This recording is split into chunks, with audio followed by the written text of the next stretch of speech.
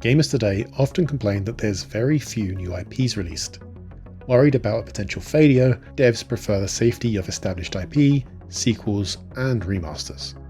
And if you're lucky, a rather vanilla dip into a new IP. Okay, maybe that's an exaggeration, but you get the point.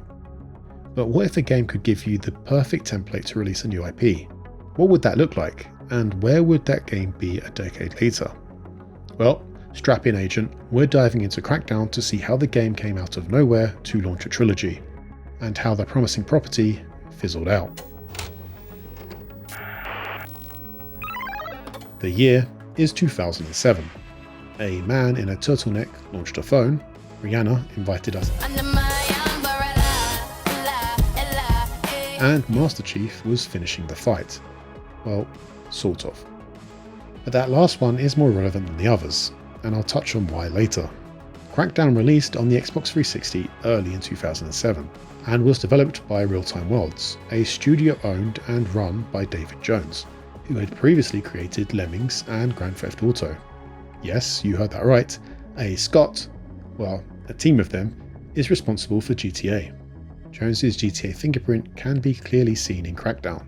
Indeed, the team stated their goal was to go beyond GTA, with an emphasis on player empowerment, responsive and intuitive controls, and capturing the moment, with lots of toys to create the kind of situations you'd want to share with your friends.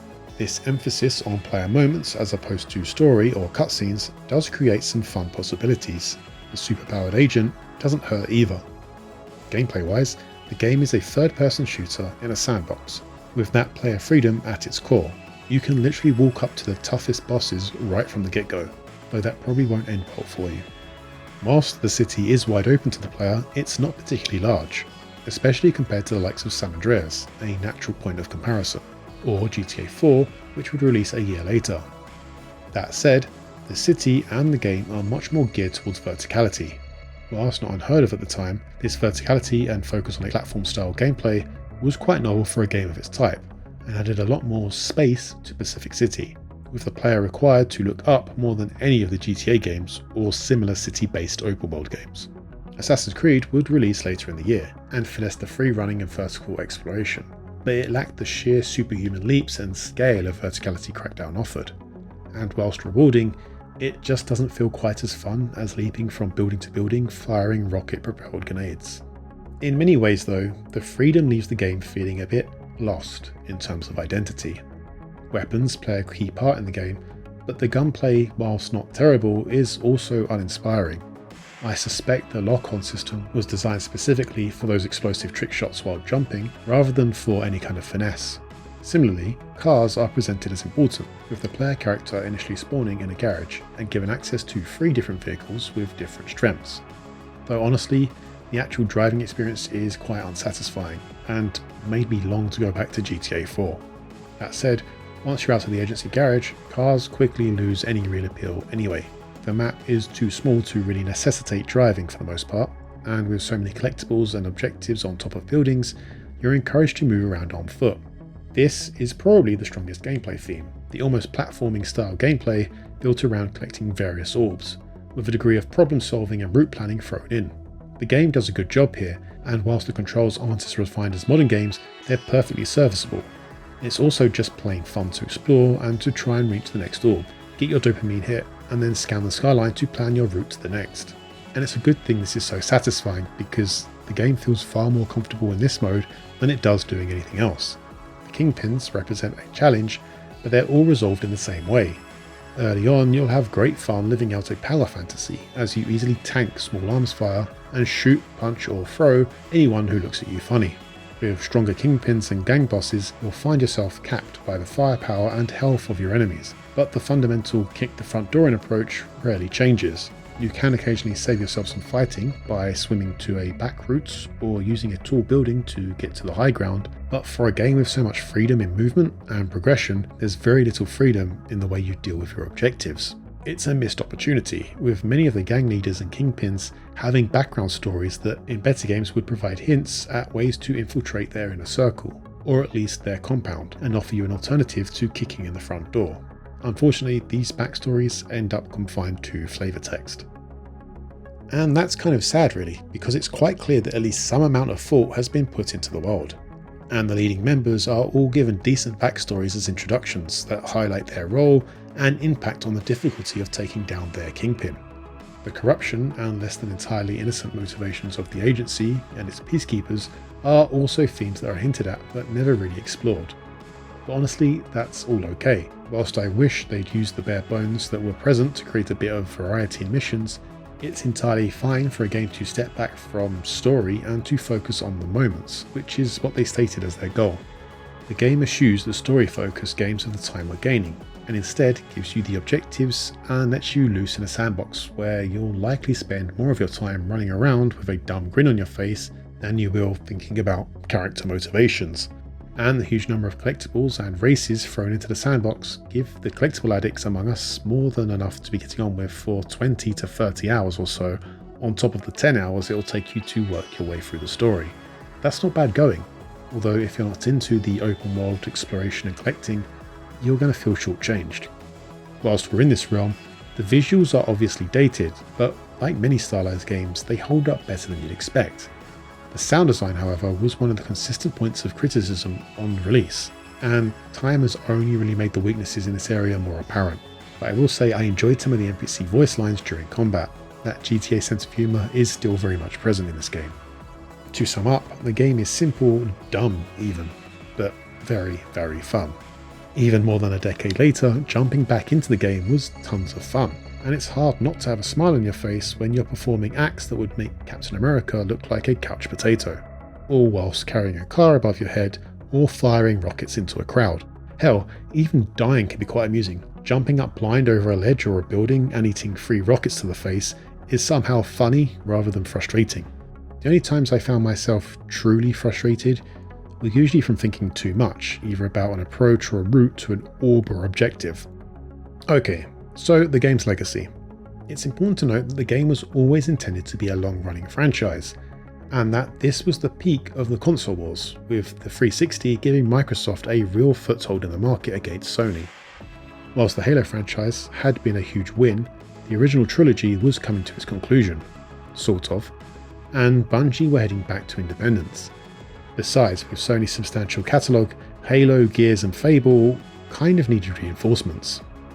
And it's probably the rollout and launch of Crackdown that is the most impressive part of the game. Any new IP is a risk. For the developers and publishers, they have to sink in time and money into a project they hope succeeds. For gamers, taking a risk on a new title when the market was pretty stacked with other pretty amazing games was also a risk. Microsoft's masterstroke was to jumpstart Crackdown sales by piggybacking on the success of Halo. And no, not some cheap crossover or skin like we'd see today. Microsoft leveraged the hype for Halo 3, particularly its multiplayer, by offering a beta access code with your copy of Crackdown. It might be hard for younger gamers to remember, but Halo 2 had pretty much changed the way people thought about multiplayer. Not only with all-time great maps and incredible gameplay coupled with voice chat, but a matchmaking system, ranking and party systems which made online console multiplayer simple, and Xbox Live a huge success. So the hype for Halo 3, even just its multiplayer, was huge, and the promise of access to the beta test was all that was needed for many. The game sold 1.5 million copies in its first 6 months. My friends and I bought copies of the game for the same reason as everyone else. We wanted to get on the Halo beta. Buy the Halo 3 beta, get a free copy of Crackdown was practically a meme. And then we all realised that Crackdown was actually a pretty sick game. And given the type of player likely to be drawn to Halo multiplayer, the demigod agent able to leap up the side of a building and rain down carnage on his enemies was a pretty good fit. The only shame is that the genius kind of ran out after this. After its hugely successful launch, Crackdown went on to have a sequel, which, if you believe Real-Time Worlds, had always been the plan. However, Microsoft's lack of confidence led to hesitation, which meant Real-Time Worlds found themselves too busy working on APB, a game I wish had worked. With the team claiming that if they had the resources after releasing the game, they'd approach Microsoft about a Crackdown sequel. Microsoft, however, decided to look elsewhere. And so it was in 2009 they would be revealed Ruffian Games, another Scottish studio founded by former members of Real-Time Worlds, were working on Crackdown 2, with a release in 2010. meaning a fairly quick turnaround even if we assume they'd been working on the game for 6 to 12 months before announcing. This wasn't particularly well received by Real-Time Worlds, and David Jones was said to be a bit miffed. How very British. Let me translate that to fucking fuming. And fair play to him. Microsoft had taken his baby and given it to another studio, on his doorstep, founded by former members of his team. Whilst we can't be certain that a sequel led by Jones would have fared better, we can say that Crackdown 2 received mixed reviews, with many attributing the game's redeeming features to its similarity to the original. Jeremy Parish of OneUp.com praised the game for the 4-player co-op. However, he stated, "Everything else about Crackdown 2 is a letdown.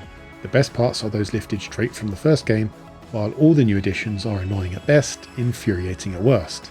Crackdown 2 is ridiculously fun, but it owes that success entirely to the first game," with others claiming that the game had no real reason to exist. Oof. Unfortunately for fans of the game, Microsoft wouldn't learn the right lessons for Crackdown 3. Jones would rejoin the efforts with his new company, Cloudgin, at least I think that's how you pronounce it, helping to build the core game engine, whilst another of his companies, Regent Games, would develop the gameplay and art assets. However, 2 more studios would be involved in developing the campaign and the multiplayer, Sumo Digital and Ruffian Games respectively, making the day-to-day management of the project sound like a bit of a faff. British translation? An absolute nightmare. Hell, Microsoft couldn't even settle on the name. Microsoft Studios creative director Ken Lobb asserted that the game would only be called Crackdown instead of Crackdown 3, stating that the game is set in the future of the first game but represents an alternate timeline from what Crackdown 2 provided. But then the game was officially revealed as Crackdown 3 during Gamescom 2015. In 2018, Cloudgin, again I'm assuming that's how you pronounce it, was acquired by Epic Games, prompting Jones to leave Regent to join Epic, with several Regent programmers following. Microsoft would announce that Sumo Digital were now the principal developer on the game, and Jones would claim that Sumo had always been the principal dev, with Cloudgin there to support cloud computing, and Regent established as a consulting firm for Jones to help Sumo determine the direction of Crackdown 3. Naturally, with all of this going on, the game was beset by delays, having already been delayed from 2016 to late 2017 and then 2018, before finally being pushed back to 2019. Unfortunately, after the delayed release, the game would get average reviews at best, with many of the same criticisms that had been levelled at Crackdown 2 now being levelled at Crackdown 3. The game had basically failed to evolve, and modern games passed the series by. Even the popularity of Terry Crews couldn't carry the game. Whilst the Crackdown games remained fun to play when you felt like zoning out and collecting orbs, or blowing up bad guys whilst performing superhero leaps, these were all rooted in the first game, which had been great and showed real promise, but we were a decade later and seemingly nothing had changed. And frankly, games like Prototype and Just Cause were now out Crackdowning Crackdown, and also offered better story and larger maps to play in. In one particularly amusing review, The Verge labelled Crackdown 3 the Netflix original of games. This was a period where Netflix were throwing cash at just about any project with predictably poor results. And so, Microsoft gave us a masterclass on how to launch a new IP, allowing a creative the time and space to realise their vision and create a fun and novel game, and then leveraging the popularity of an existing franchise to strap rocket boosters to the sales figures. And then they gave us the crash course on crushing and burning the IP, removing the team that made the game successful, failing to innovate and evolve the game beyond its initial offering, and trying to extract as much money from the newfound popularity as soon as possible. And when that failed, they nailed the coffin shut by changing developers one more time, splitting development amongst multiple teams, and once again, failing to evolve, opting instead for celebrity cameos and cloud-based computing gimmicks. Honestly, Crackdown isn't a game I think about often, and when I do, it's never the sequels I remember, but I bet you Microsoft wishes they could launch a new IP to that kind of success today.